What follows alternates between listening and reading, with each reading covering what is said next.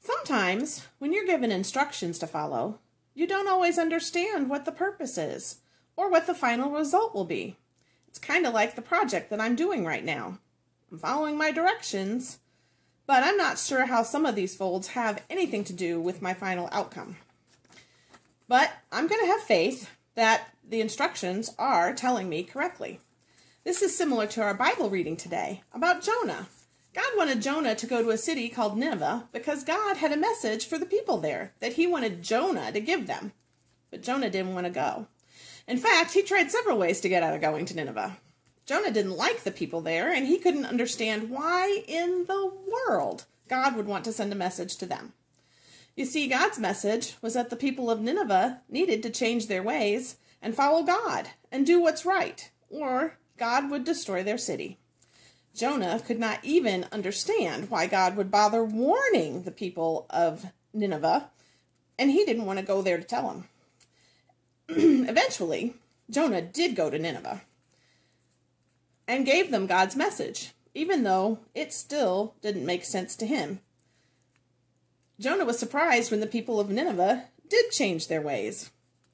And he was even more surprised that God didn't destroy the city of Nineveh because the people changed their ways.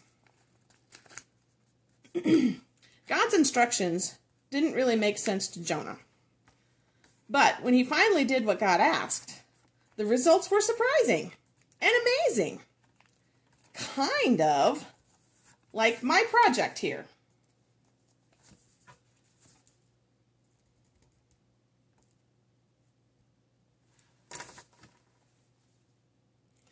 Even though it wasn't easy for him, Jonah had a lot of faith in God's instructions. I know a lot of you have learned about Dr. Martin Luther King Jr. recently, and we just celebrated him in our country.